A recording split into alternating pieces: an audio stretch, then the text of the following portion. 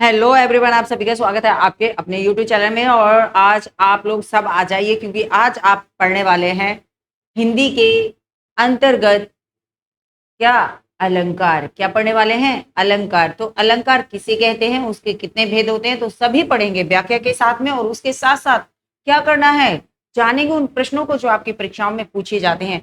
तो चलिए इसी के साथ शुरुआत करते हैं और जल्दी जल्दी आकर जुड़ जाइए। और आप लोग जब आप खुद क्लास लेते हैं तो उस समय पे आपको छोटा सा काम करना है। क्या छोटा सा काम करना है कि आपको लाइक करना है और शेयर करना है वीडियो को। यानी आप जितने लोगों को जानते हैं उन तक पहुंचाइए इस चैनल की वीडियो को, जिससे वो आपके साथ आपके सहपाठी बनकर पढ़ें। और चलिए मिलजुल कर चलते हैं और देखते हैं कि अलंकार किसे कहते हैं, उसके किस तरह के प्रश्न जो परीक्षा में पूछे जाते हैं। तो आइए सभी और देखते हैं अपने प्रश्नों को। तो अलंकार कहते किसे हैं? अलंकार के दो भेद, शब्द अलंकार, अर्थ अलंकार। तीसरा भी होता है उभय अलंकार, लेकिन उसकी चर्चा नहीं की जाती है। ठीक है, जो गुण शब्द अलंकार में और अर्थ अलंकार में है, उभय अलंकार में वो दोनों ही होते हैं। समझे जी? आइए तो देखते हैं किस तरह के बहुत बेहतरीन तरीका आप लोगों के लिए लेकर आए हैं। जिस अलंकार कहते किसे हैं, ठीक है बच्चे, क्या समझना है? अलंकार का अर्थ क्या है? तो अलंकार का अर्थ है सजावट, या कह सकते हैं आभूषण। अब ये क्या मतलब है? तो ये मतलब है बच्चे, तो आप पहले तो ये समझेंगे कि अलंकार का अर्थ है सजावट या आभूषण। यानी कि साहित्य में जब आप साहित्य पढ़ते हैं और जो साहित्य जब लिखा गया, तो साहित्य में अलंकार वे तत्व हैं जो भाषा को सुंदर और प्रभावशाली बनाते हैं। यानी कि जब उस साहित्य को आप पढ़ते हैं तो वहां पे आपको आनंद आता है। वो किस कारण है? वो अलंकार के कारण होता है। तो जैसे एक स्त्री को आभूषण पहना दिए जाते हैं और वो सुंदरता उसकी और बढ़ जाती है, उसी प्रकार साहित्य में जब अलंकारों का प्रयोग होता है तो उसकी और सुंदरता बढ़ जाती है। तो आप यहाँ पर कह सकते हैं कि वे शब्द और अर्थ के माध्यम से काव्य की शोभा बढ़ाते हैं।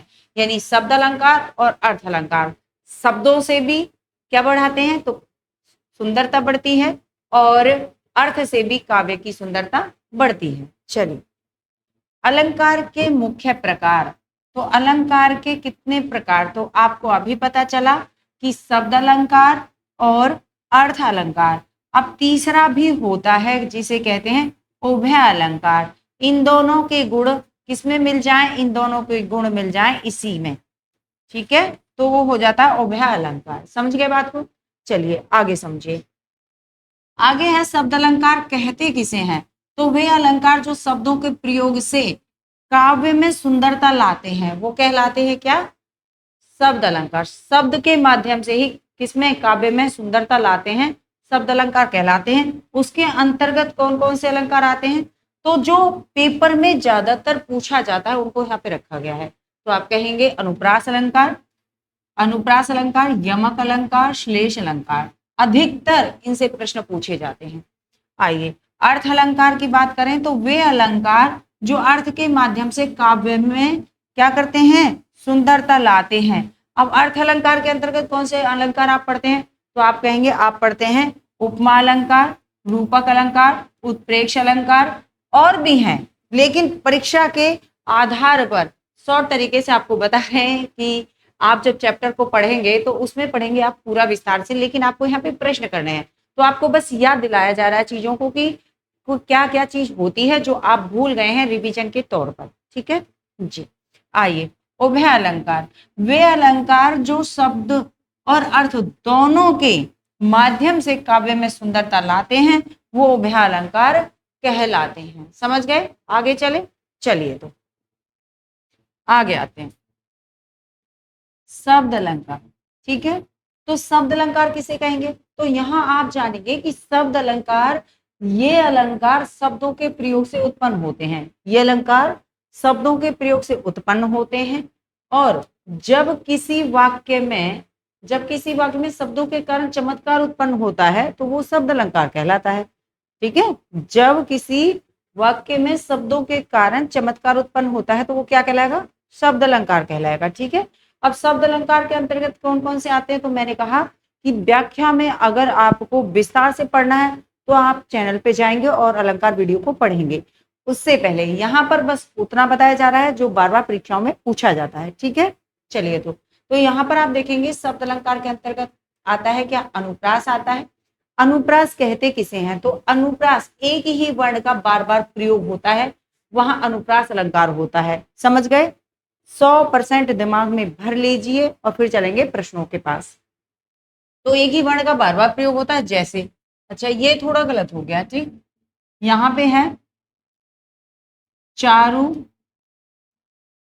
चंद्र की, चारु चंद्र की चंचल किरणें, ठीक है।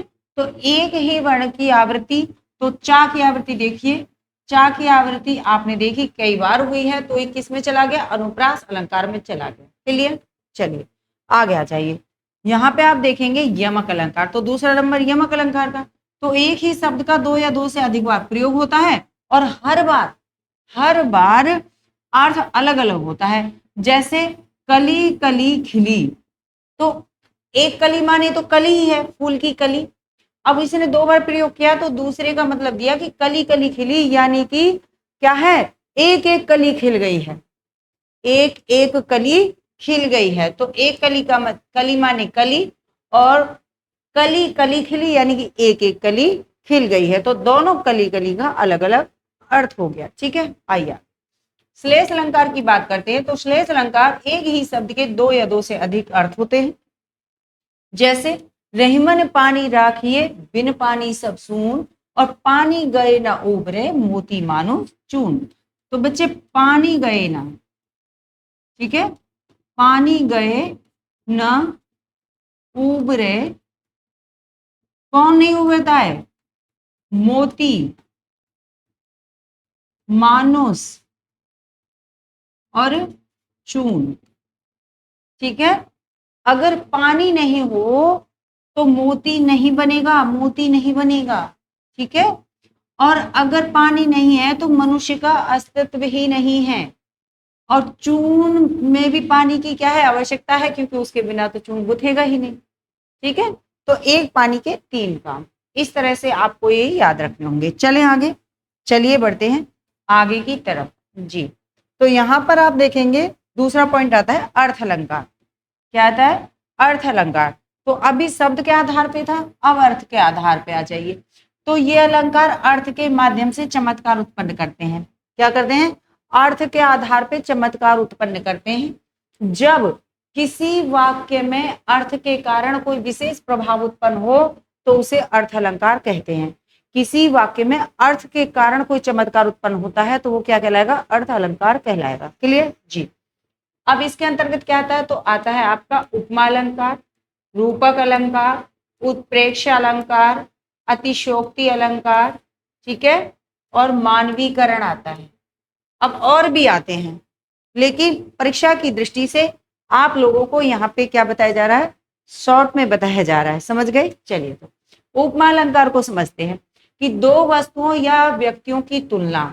उपमा अलंकार कैसे पहचानेंगे आप, शॉर्ट ट्रिक में कैसे समझेंगे उपमा अलंकार को, कि जहां दो वस्तुओं की या दो व्यक्तियों की तुलना होती है वही उपमा अलंकार होता है। ये चीज आप याद रखेंगे। अब इसमें क्या होता है, इसमें एक बात और याद रखनी है, क्या है, तो तुलना कैसे होगी, देखो चांद सा मुख, तो चांद सा मुख क्या आ गया, सा आ गया। तो जब सा आ गया तो इससे क्या की गई है, इससे तुलना की गई है, ठीक है। तो जहां पे तुलना कर दी जाएगी वही आप कहेंगे उपमा अलंकार हो जाता है, राइट जी। अब इसमें आप क्या कहेंगे, सा सी, ठीक है, सरसी, समान, सब कुछ आएगा, ठीक है। क्या याद रखना, बस कि तुलना होनी चाहिए। आ गया ये रूपक अलंकार, उपमेय और उपमान को एक रूप मान लेना ही क्या कहलाता है, रूपक अलंकार कहलाता है बच्चे। उपमेय और उपमान को एक रूप ही मान लेना क्या कहलाएगा, तो आप कहेंगे वो रूपक होता है। समझ रहे हो, जो जोर देना इस बात पे कि उपमा अलंकार में तो तुलना की जाएगी, उपमा अलंकार में क्या करेंगे, तुलना करेंगे, लेकिन रूपक अलंकार में तुलना नहीं करेंगे। क्या मानेंगे, एक ही रूप मान लिया जाएगा, दो जिसमें एक जान मान लिया जाएगा। समझे जी। जैसे चरण कमल, अब चरण से कमल नहीं है या कमल से चरण नहीं है, चरण कमल है, मान लिया है चरण ही क्या है, कमल है। तो जहां ऐसा मान लिया जाएगा आप कहेंगे वो रूपक अलंकार है। समझे? चलिए आगे आइए, अगले पॉइंट की तरफ बढ़ते हैं जी। तो आगे आइए अगले पॉइंट को देखते हैं, क्या उत्प्रेक्ष अलंकार। तो उत्प्रेक्ष अलंकार में उपमेय में उपमान की संभावना। अब देखो, उपमान में, उपमा में क्या था, तुलना की गई थी। रूपक में क्या था, एक मान लिया गया था। उत्प्रेक्ष में क्या करना है, संभावना माननी है।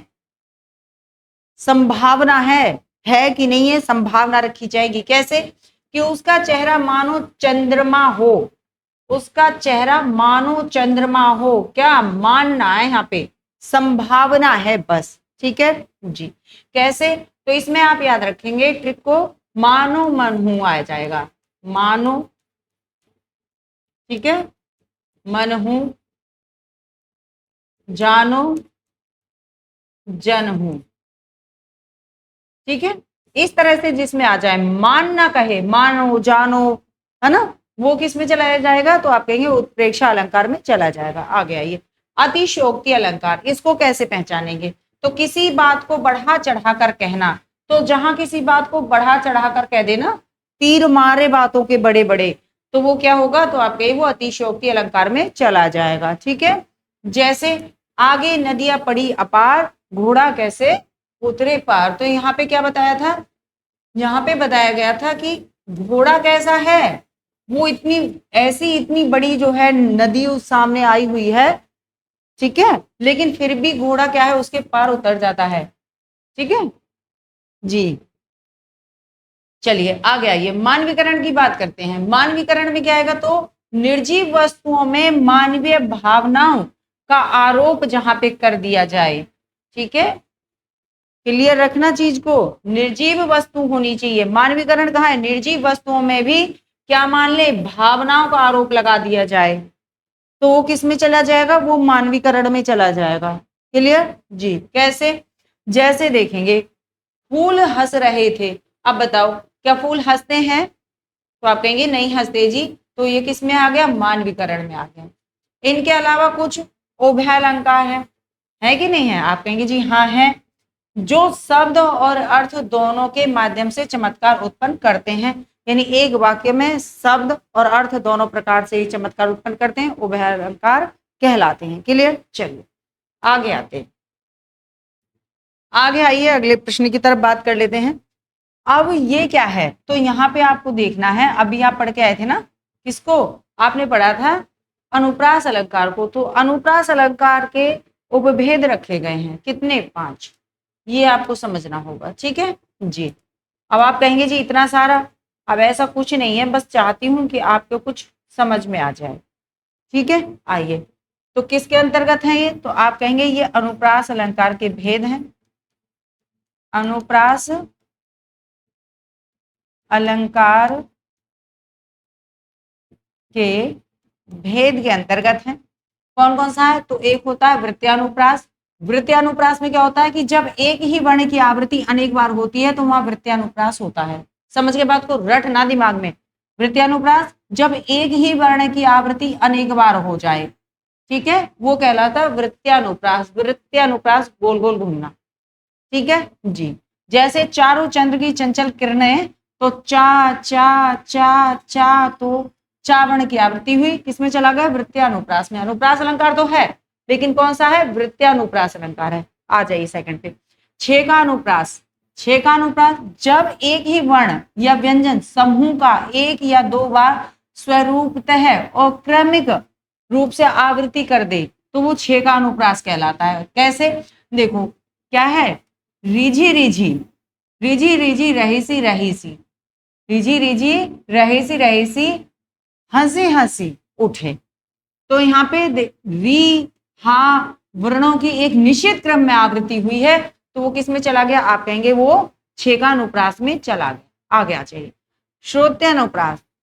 श्रोत्यानुप्रास जब एक ही उच्चारण, श्रोत्य सुनकर, सुनना, क्या याद रखेंगे, श्रोत्य ऐसे सुन के याद रखिए कि उच्चारण स्थान से उच्चरित होने वाले, कहां से, एक ही स्थान से उच्चरित होने वाले वर्णों की आवृत्ति, ठीक है, से उच्चरित होने वाले वर्णों की आवृत्ति हो।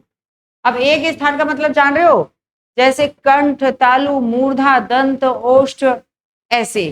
तो एक ही स्थान से उच्चरित हो वो वर्ण और उनकी क्या हो, आवृत्ति हो, तो वो श्रुति अनुप्रास अलंकार कहलाते हैं। जैसे दिनांत था, थे दिन दिन नाथ डूबते, सधेनु आते गृह ग्वाल बाल थे। अब किस किस की हुई, तो यहाँ पे देखो ता ना था दा ना डा जो ज्यादा आ रहा है तो कौन सा है, तो आप यहाँ पर कहेंगे यहाँ पे हुआ है ता वर्ग की आवृत्ति। किसकी हुई है, ता वर्ग की आवृत्ति, ता था दा धा ना, कौन सा है, तो आप कहेंगे यहाँ पे ता वर्ग।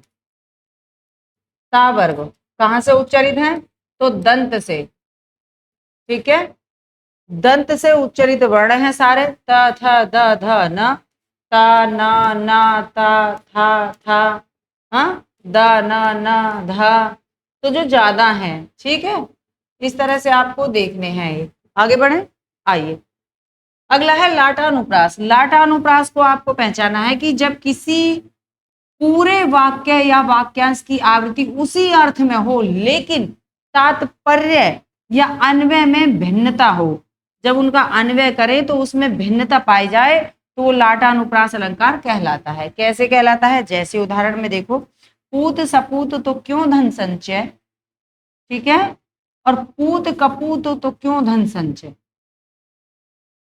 पूत सपूत तो क्यों धन संचय, पूत कपूत तो क्यों धन संचय, यहाँ पूरा वाक्य दोहराया गया है लेकिन जो ये सपूत वाला है ना, सपूत, यहाँ सपूत की जगह बस कपूत कर दिया है ना, तो सपूत और कपूत के कारण अर्थ क्या है, बदल गया, ऐसा होता है तो क्या कहलाएगा, तो आप कहेंगे लाटानुप्रास कहलाएगा। क्लियर, आइए अंत्यानुप्रास। अंत्यानुप्रास क्या है, वाक्य के अंत में तुक लग जाए, कोई शब्द समान आ जाए, तुक लग जाए तो अंत्यानुप्रास कहलाता है। जैसे जब किसी छंद के चरणों के अंत में क्या है, तुक मिलती है, अंत्यानुप्रास अलंकार उसे कहा जाता है। कैसे, जैसे लगा दी किसी ने आग, आकर आग, लगा दी किसी ने आकर आग, अब ये पूरा तब पढ़ेंगे जब ऐसे हटाएंगे।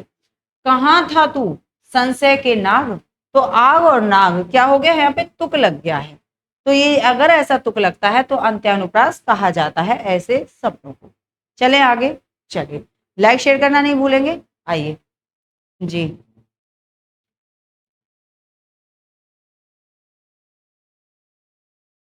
चरण कमल बंदो हरिराई पंक्ति में कौन सा अलंकार है ये बताना है, ठीक है। तो कैसे पहचानेंगे, तो आपको देखना होगा, सबसे पहले पहचान करिए कि ये देखिए चरण कमल, और क्या बताया था कि जब उपमेय और उपमान एक ही हो जाते हैं, दो जिस्म एक जान बन जाते हैं, तो वो किस में चले जाते हैं, तो वो रूपक में चले जाते हैं, ठीक है, किस में चले जाते हैं, तो रूपक में चले जाते हैं वो, समझे, एक रूप हो जाएंगे, दो रूप क्या होंगे, एक रूप हो जाएंगे, वो रूपक हो जाएंगे। दूसरा, इस चिन्ह का याद रखना, ये चिन्ह भी रूपक अलंकार में लगता है, तो बात तो हो गई क्लियर कि ये किस में चला गया, तो आप कहेंगे रूपक अलंकार के अंतर्गत चला गया, ठीक है। दो शब्द क्या है, एक ही अर्थ, यानी उपमेय और उपमान दोनों मिलके अभेद आरोप लगा देते हैं, एक ही बन जाते हैं दोनों। चरण कमल है, ना उसके समान है, ना उसके जैसा है, ना उसकी तुलना है, कुछ नहीं, बस चरण कमल है, इतना बताना है, ठीक है जी। उपमा अलंकार में क्या होता है, तो यहाँ पर तुलना होती है ना, यहाँ पर क्या करते हैं, यहाँ तुलना होती है, और यहाँ पर क्या होता है, तो उपमेय और उपमान में, उपमेय और उपमान में अभेद आरोप, आरोप, ठीक है, यानी कि कोई भी तुलना गणना कुछ नहीं, क्या कहना है आपको, दोनों क्या हैं, दोनों एक ही मान ले, क्या, तो आप कहेंगे दो जिस्म एक जान, कोई तुलना नहीं, कोई कुछ नहीं, कुछ नहीं, बस क्या है, बस एक ही है, दोनों अलग अलग नहीं है, इसमें कोई अंतर नहीं है। यमक अलंकार किसे कहते हैं, तो जहां एक शब्द की आवृत्ति, एक शब्द की आवृत्ति एक से अधिक बार हो, एक से अधिक बार हो और अर्थ हर बार, अर्थ हर बार क्या हो, अलग जाए, तो वो किस में चला जाएगा, तो आप कहेंगे वो चला जाएगा आपका यमक अलंकार में। जैसे कनक कनक, क्या याद रखना है आपको, तो कनक कनक, ठीक है, कनक कनक याद रखना है। तो एक वर्ण एक से अधिक बार आया, दो कनक है इसमें, है ना, कनक कनक। अब एक कनक का मतलब क्या है, तो एक कनक का मतलब होता है सोना और दूसरे का होता है धतूरा। तो एक कनक सोना और एक धतूरा, ठीक है। कनक कनक ते 100 गुनी मादकता दिखाए, वा पाए बोराए नर वा खाए बोराए, ठीक है। चलिए श्लेष अलंकार की बात करते हैं। तो श्लेष अलंकार में आप कहेंगे शब्द एक और अर्थ अनेक। क्या कहेंगे यहाँ पर, शब्द एक, अर्थ अनेक, ठीक है। इसमें आपको याद रखना रहेगा पानी का उदाहरण, पानी गए ना उबरे, कौन कौन नहीं उबरता, मोती, मानुष और चून, ठीक है। चलिए तो आंसर आपको मिल ही गया है, तो किस किस ने लगा दिया है, फिर चलते हैं आगे की तरफ। जी बहुत अच्छी बात है, बेहतरीन है। चलिए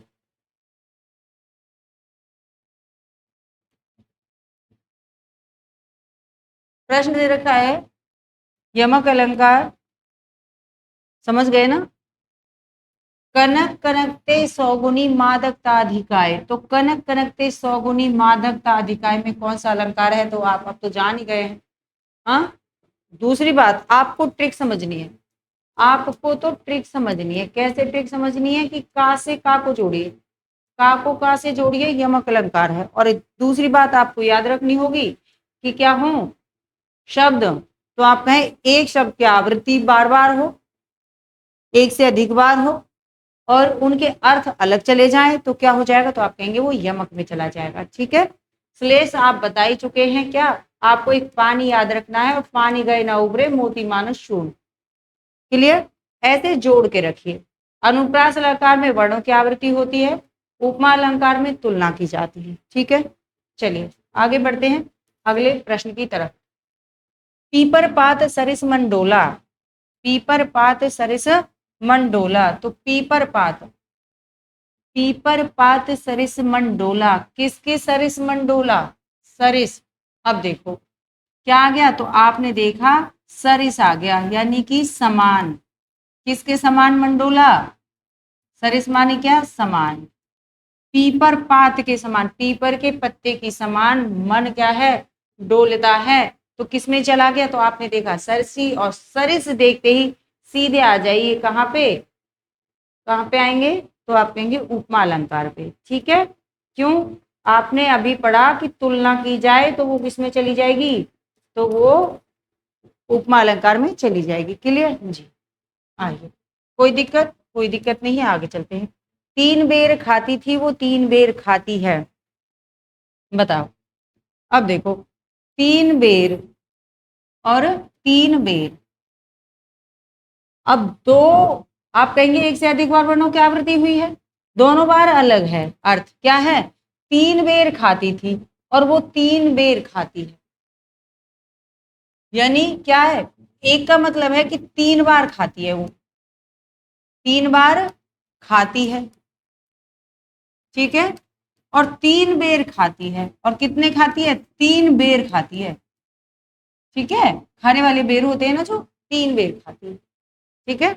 अब ये किस में चला गया, तो सीधा सा है, आप कहिए कि दो बार शब्दों का क्या हुआ है, आगमन हुआ है, तो किस में चला जाएगा, आप कहिए यमक अलंकार में चला जाएगा, ठीक है। अनुप्रास अलंकार में तो वर्णों की आवृत्ति होती है, किसकी, वर्णों की आवृत्ति होती है, ठीक है जी। श्लेष अलंकार में एक शब्द अर्थ अनेक, एक शब्द और अर्थ अनेक होते हैं, अर्थ अनेक होते हैं, ठीक है। रूपक अलंकार क्या होता है, तो आप कहेंगे रूपक अभेद आरोप होता है उप में उपमान में, उप में उपमान पर अभेद आरोप होता है।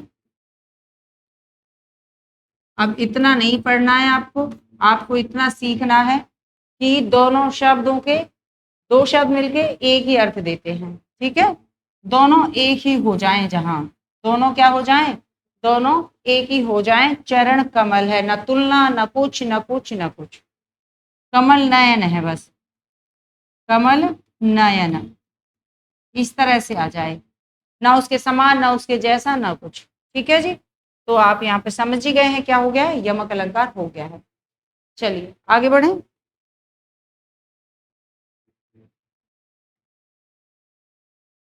रहीमन पानी राखिए बिन पानी सब सून में कौन सा अलंकार है, कौन सा अलंकार है। तो आपने पढ़ा कि एक पानी से क्या है, तीन चीजें क्लियर हो जाती हैं। तो रहीमन पानी राखिए, रहीमन पानी राखिए बिन पानी सब सून, बिना पानी के कोई मान सम्मान नहीं होता है, सब खराब हो जाता है।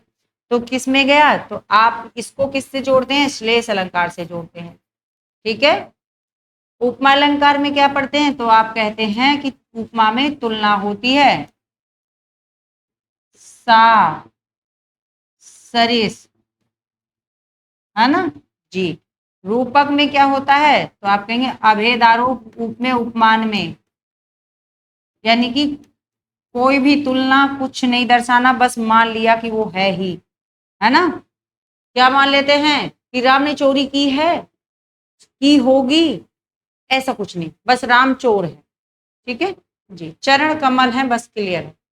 यमक से क्या कहेंगे, तो कनक कनक है, शब्दों की आवृत्ति होती है जहां पे, वो यमक अलंकार कहलाता है, अर्थ अलग होने चाहिए। आइए अगले प्रश्न की तरफ बढ़ते हैं। तरनी तनुजा तट तमाल तरुवर बहु छाई में कौन सा अलंकार है, बताओ। तो तरनी तरुजा तट तमाल तरुवर बहु छाए, तो आपने देखा किस किस की आवृत्ति हो रही है, ता की आवृत्ति हुई, ठीक है, ता की आवृत्ति हुई, ना की आवृत्ति हुई है। तो जहां पे वर्णों की आवृत्ति होती है वो अनुप्रास अलंकार होता है। क्या होता है, अनुप्रास अलंकार होता है वर्णों की आवृत्ति होने पर। तो आप यहाँ पर लगा दीजिए, क्या लगा दीजिए, सी ऑप्शन लगा दीजिए, क्लियर। चलिए आगे आइए। मुख चंद्रमा है, अब देखो क्या तुलना की जा रही है, क्या यहाँ पर तुलना की गई है किसी से, तो आप कहेंगे नहीं जी तुलना नहीं की गई है। तुलना नहीं की गई तो उपमा अलंकार खत्म हो गया। क्या एक शब्द दो बार आया है, जी नहीं आया है। क्या एक शब्द के कोई अलग अलग अर्थ रखे गए हैं, नहीं रखे गए हैं। क्या हो गया, रूपक अलंकार हो गया। उप में उपमान में क्या है, अभेद आरोप है, यानी कि दोनों एक ही हैं। ये वो कह रहे हैं कि मुख चंद्रमा है, ना मुख चंद्रमा के समान है ना उसके जैसा है, ठीक है। क्या है कि मुख चंद्रमा है, तो रूपक अलंकार। सीधे सीधे कह दो तुम मेरे हो, बस किस कारण से ये कुछ नहीं बता। आइए अगले प्रश्न की तरफ आते हैं। काली घटा का घमंड घटा, इस पंक्ति में प्रयुक्त अलंकार कौन सा है। काली घटा का घमंड घटा, बताइए। काली घटा का घमंड घटा बताओ, इसमें क्या हो जाएगा, उपमा अलंकार है।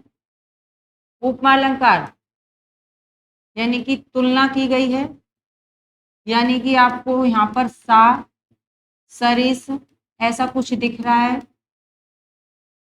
यमक अलंकार, क्या आपको कनक कनक की तरह कुछ दिख रहा है, कनक कनक, भाई जोड़ के रखिए, जब तक जोड़ के नहीं रखोगे कि चीज किसी भी चीज से, तो वो चीजें याद नहीं होंगी।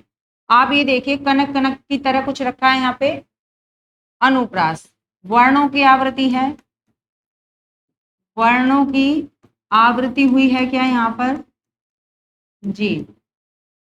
क्या एक शब्द के अनेक अर्थ दिखाई दे रहे हैं, कि पानी गए ना उबरे मोती मानो चून, ऐसा कुछ दिख रहा है, बताइए क्या दिखा।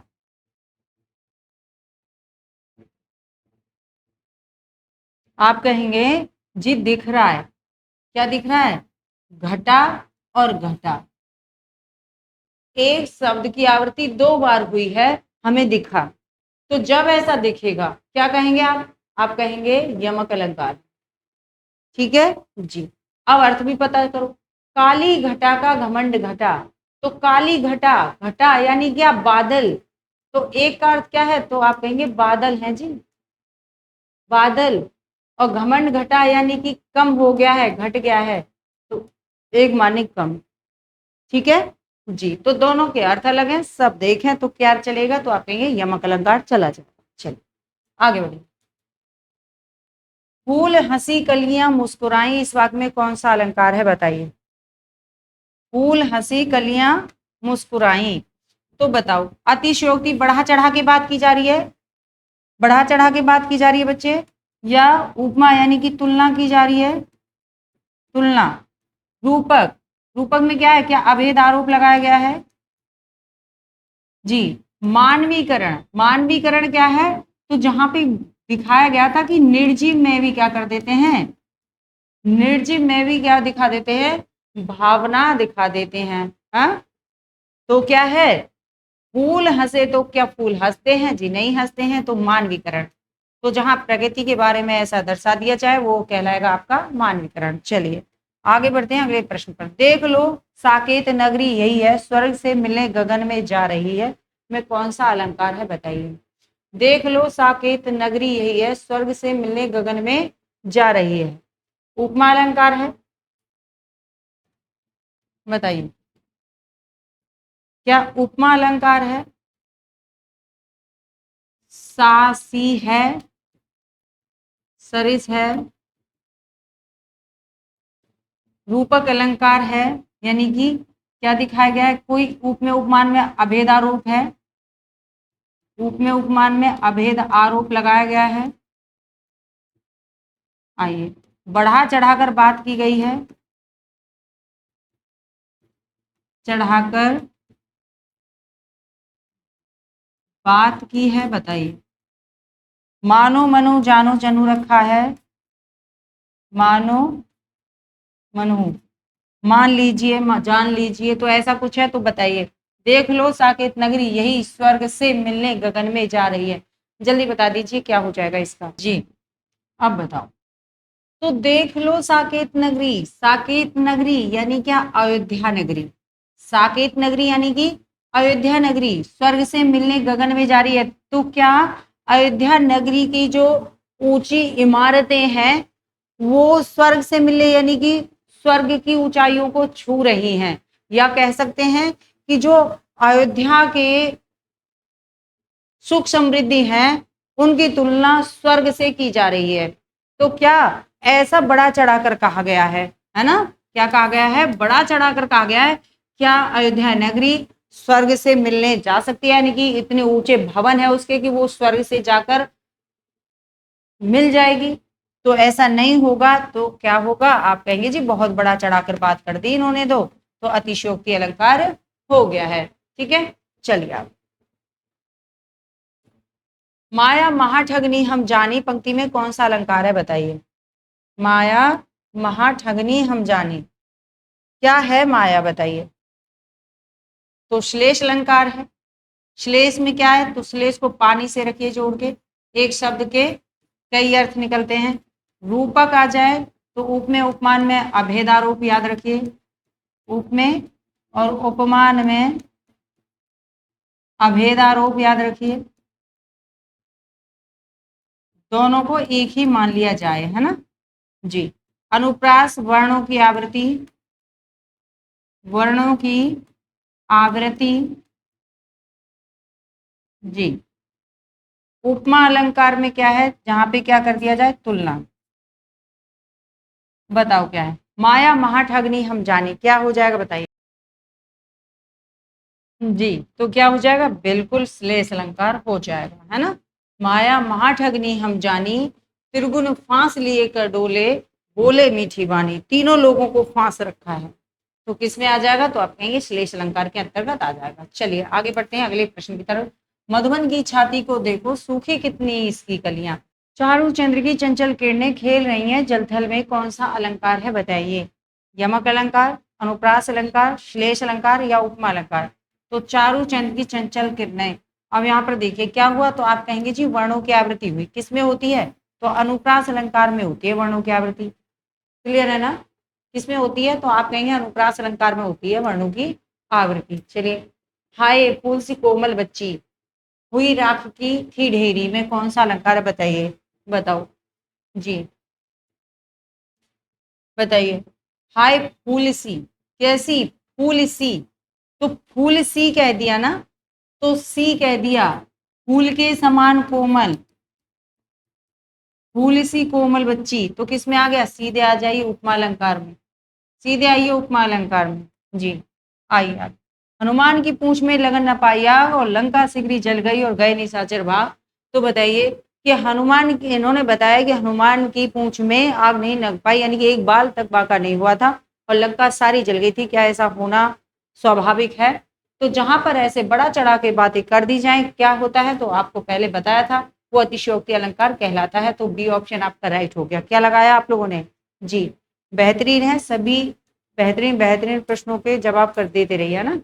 आइए आगे, आगे आइए। वह दीप शिखासी शांत भाव में लीन, अब कैसी? दीप शिखासी कैसी है बच्चे? दीप शिखासी है, बताओ क्या हो जाएगा? तो बिल्कुल सही समझ गए हैं, दीप शिखासी। सी आ गया ना, सी आते ही सीधे आ जाइए उपमा अलंकार में, ठीक है? सी आते ही सीधे उपमा अलंकार की तरफ आ जाइए। चलिए अगले प्रश्न की तरफ।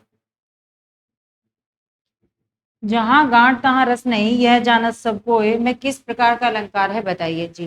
किस प्रकार का अलंकार हो जाएगा? क्या अनुप्रास अलंकार रहेगा, क्लेश अलंकार रहेगा, यमक रहेगा, या उपमा अलंकार रहेगा? उपमा रहेगी तो तुलना होगी, यमक रहेगा तो कनक कनक की तरह दो शब्द रहने वाले हैं, श्लेष में एक शब्द के अनेक अर्थ रहेंगे, अनुप्रास में वर्णों की आवृत्ति रहेगी। तो कौन सा लगा आपको? जल्दी बताइए क्या लगा आपको जी? तो यहाँ पर आप जानेंगे कि जहां गांठ तहां रस नहीं, कहने का मतलब है कि इसने जो एक गांठ शब्द दिया है ना, ठीक है, जो एक गांठ शब्द इन्होंने दिया है, इस गांठ का मतलब है कि एक तो गन्ने की गांठ है, गन्ने की गांठ है ना, गन्ना देखा है? तो गन्ने में जहां जहां गांठ होती है वहां रस नहीं होता है। तो एक अर्थ हो गया कि गन्ने की गांठ, तो जहां गांठ रहेगी वहां रस नहीं है। क्लियर जी? दूसरी बात, दूसरा कहा इसने कि जहां रिश्तों में गांठ पड़ जाती है, रिश्तों में गांठ पड़ जाना, ठीक है? तो जहां रिश्तों में गांठ पड़ जाती है वहां भी क्या है? वहां भी रिश्ते खराब हो जाते हैं, यानी कि वहां भी मधुरता नहीं रहती, वहां भी रिश्तों में रस नहीं रहता है। तो एक शब्द के कितने दो अर्थ निकले, तो किसमें चला गया? तो आप कहेंगे जी ऐसा तो श्लेष अलंकार के अंतर्गत होता है, तो श्लेष अलंकार हो गया। क्लियर? चलिए आगे, आप लोगों ने क्या जवाब दिया जी? आप लोगों ने क्या जवाब दिया बताइए?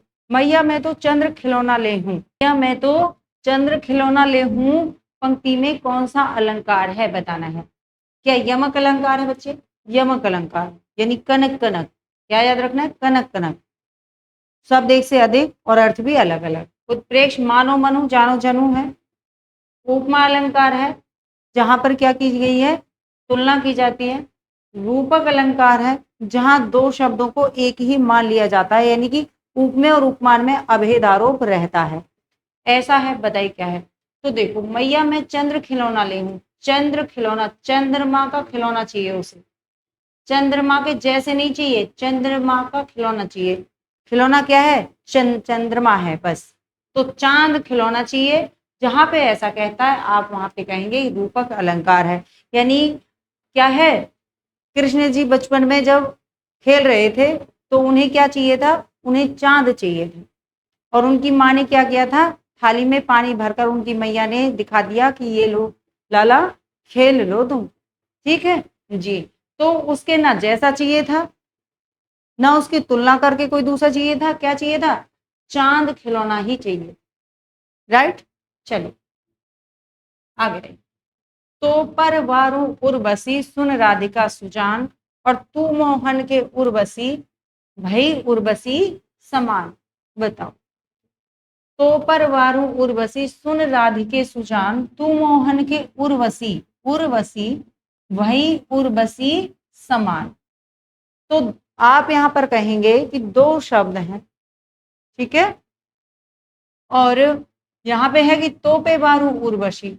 अब ये बताइए क्या श्लेष में आएगा, यमक में आएगा कि रूपक और अनुप्रास? तो आप कहेंगे रूपक और अनुप्रास तो खत्म हो गए, श्लेष और यमक है। अब यमक है जिसमें आपको दो शब्द याद करने थे, कनक कनक, है ना, दो शब्द थे आपके पास में, कनक कनक। श्लेष अलंकार में आप कहेंगे कि एक शब्द अर्थ अनेक थे, एक शब्द और अर्थ अनेक थे।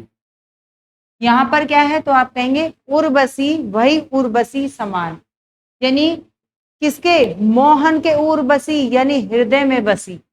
कहाँ बसी बच्चे, हृदय में बसी, में बसी। तू मोहन के उर्वशी यानी हृदय में बसी, भाई उर्वशी समान। और दूसरी जो है कौन है, तो आप कहेंगे उर्वशी के बारे में बताया, उर्वशी के समान हो गई है, ठीक है। तो इस तरह से जहां पे आप देखेंगे कि दो शब्द और दोनों अलग अर्थ हैं, किसमें आ जाएंगे, तो यमक अलंकार के अंतर्गत आ जाएंगे। क्लियर, चलिए आगे बढ़ते हैं। आगे नदियां पड़ी अपार, घोड़ा कैसे उतरे पार, राणा ने सोचा इस पार, तब तक चेतक था उस पार। तो राणा के घोड़े की क्या की गई है यहाँ पर, तो आप कहेंगे कि उसके बारे में क्या बताया गया है, बढ़ा चढ़ाकर बता दिया है, हैं? ऐसे था ना कि राणा की पुतली फिरी नहीं तब तक घोड़ा मुड़ जाता था। चलिए, राणा प्रताप के घोड़े से पड़ गया हवा का पाला। आइए, क्या श्लेष अलंकार रहेगा, अब बताओ यहाँ पर श्लेष अलंकार रहेगा, यमक रहेगा, रूपक रहेगा, अनुप्रास रहेगा, क्या रहेगा यहाँ से, तो गलत हो गया है ना, प्रश्न बदल गया है, ये रहा आपको, क्या है बताइए। तो अतिशयोक्ति रहेगा, उपमा रहेगा, रूपक रहेगा, यमक, ये आप सब खत्म कर दीजिए। क्यों, क्योंकि बढ़ा चढ़ाकर जहां पे बात की जाएगी, है ना, बढ़ा चढ़ाकर जहां पर बात की जाएगी तो वो क्या हो जाएगा, आप कहीं वो अतिशयोक्ति अलंकार में हो जाएगा। अब राणा का घोड़ा इतना फुर्तीला है कि राणा ने सोचा इस पार, तब तक घोड़ा उस पार चला गया, ठीक है जी। चलिए तो आगे आइए, सिर फट गया उसका वहीं, मानो अरुण रंग का घड़ा में कौन सा अलंकार है बताइए। तो क्या बताया था, आपको ट्रिक से देखना है, मानो आ गया, क्या आ गया बच्चे, मानो आ गया।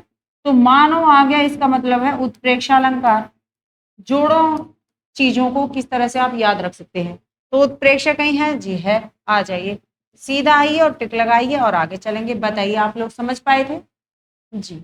चलिए, तो मेघ आए बड़े बन ठन के संवर के, पंक्ति में कौन सा अलंकार है बताइए। मेघ आए बड़े बन ठन के, तो मेघ आए बन ठन के और संवर के, तो जहां प्रकृति के लिए मानवीकरण किया जा रहा है तो आप कहेंगे मानवीकरण है, कि ऐसा वो नहीं कर सकते, फिर भी ऐसा कहा गया है तो वो मानवीकरण है, समझे। तो क्या था इसके लिए, तो आप कहेंगे निर्जीव के अंतर्गत बताया गया था कि उनको भी सजीव की तरह दिखाया गया। मुदित महीपति मंदिर आए, इस पंक्ति में कौन सा अलंकार है, तो मुदित महीपति मंदिर आए कौन सा अलंकार हो जाएगा, तो आप कहेंगे जी वर्णों की आवृत्ति हो रही है, अनुप्रास अलंकार हो जाएगा, ठीक है। चलिए आगे बढ़िए, एक राम घनश्याम हित चातक तुलसीदास में कौन सा अलंकार बताइए। एक राम घनश्याम हित चातक तुलसीदास, देखो, तो एक राम घनश्याम, एक, दोनों को एक बताया है, राम और घनश्याम, यानी कि राम क्या है, घनश्याम एक ही हो गए हैं, दोनों शब्द क्या है, एक ही हो गए हैं, है ना, अभेद आरोप लगा दिया, जो कि घनश्याम क्या है, काले बादल, काले बादल, ठीक है। तो एक राम घनश्याम हित चातक तुलसीदास, तो दोनों को जब एक बता दिया तो किस में ले जाएंगे आप कहेंगे जब दोनों को एक में ले जाते हैं तो रूपक अलंकार हो जाता है, यानी अभेद आरोप हो जाता है। बताइए आप लोगों ने क्या जवाब दे दिया। फिर चलते हैं आगे की तरफ जी। वह इष्ट देव के मंदिर की पूजा सी, बताइए क्या लगाया इसमें आपने, वह इष्ट देव के मंदिर की पूजा सी, इस पंक्ति में कौन सा अलंकार है, तो देखो सा सी सरिस ऐसा कुछ आएगा तो किस में चला जाएगा, तो यहाँ पे पूजा सी है ना, और सी आ गया तो किस में आ गया, तो उपमा अलंकार के अंतर्गत आ गया। क्लियर बात को समझे, चलें आगे। चलिए जी, आप लोग भी देते रहिए बेहतरीन बेहतरीन जवाब। धनुष उठाया ज्यों ही उसने और चढ़ाया उस पर बाण, धरा सिंधु नभ कांप हुए सहसा, विकल हुए जीवों के प्राण। कौन सा अलंकार है बताइए जी, बताओ कौन सा अलंकार है। धनुष उठाया ज्यों ही उसने, तो ज्यों ही, ठीक है, उसने और चढ़ाए उस पर बाण, धरा सिंधु नभ कांप सहसा, विकल हुए जीवों के प्राण। क्या अतिशयोक्ति अलंकार है, रूपक है, उपमा है, यमक है, क्या है, जल्दी जल्दी बता दीजिए। तो अब देखो, अब इसमें क्या किया गया है, तो ना तो रूपक है, ना उपमा, ना यमक, क्या किया गया है। यहां पर आपने देखा कि धनुष उठाया जो है उसने, जैसे ही उसने धनुष को उठाया तैसे ही क्या किया, ऐसे ही धरा सिंधु नभ, यानी धरती आकाश, हाँ, सभी क्या है, सभी कांपने लगे। सभी क्या हुए, सभी कांपने लगे। क्या ऐसा संभव है, हाँ? विकल हुए जीवों के प्राण, ऐसा है। आप कहेंगे नहीं जी, क्या है, बढ़ा चढ़ा के बात को कहा गया है, अतिशयोक्ति अलंकार हो जाएगा। कोई व्यक्ति धनुष पर बाण चढ़ाता है और उससे ही धरती आकाश सभी अंबर क्या है, सभी क्या है, सभी कांपने लग जाते हैं क्या, नहीं जी। क्या किया है, बढ़ा चढ़ाकर कहा गया है। आइए, कहती हुई न्यों उत्तराने नेत्र जल से भर गए, हिम के कणों से पूर्ण मानो हो गए पंकज नए। क्या हो गए हैं बच्चे, मानो पंकज नए हो गए हैं। तो मानो आ गया ना, पकड़ो चीजों को, मानो आ गया तो उत्प्रेक्ष अलंकार, क्या है, उत्प्रेक्ष अलंकार हो गया। आ जाइए, कहाँ है, ये रहा आपका सी ऑप्शन, लगा दीजिए और आगे चलेंगे जी। आइए, सोहत ओढ़े पीत पट श्याम सलोनी गात, मनहु नीलमणि के सैल पर आतप पर्यो प्रभात। कहाँ क्या कर लें कि सोहत ओढ़े पीत पट श्याम सलोनी गात, और मानहु क्या है, मानव मनहु जानव जनहु, किसमें, उत्प्रेक्ष अलंकार में। मानहु तो उत्प्रेक्ष अलंकार, मानो नीलमणि के सैल पर आतप पर्यो प्रभात। ठीक है जी, आ जाइए। तो कहाँ पर है आपका, ये रहा आपका ए ऑप्शन, उत्प्रेक्ष अलंकार। चलें आगे, चलिए हैं समाप्त। वीडियो कैसी लगी, अगर अच्छी लगती है तो लाइक शेयर करना नहीं भूलेंगे। नेक्स्ट वीडियो लेके फिर उपस्थित होंगे, तब तक के लिए धन्यवाद, थैंक यू, नमस्कार।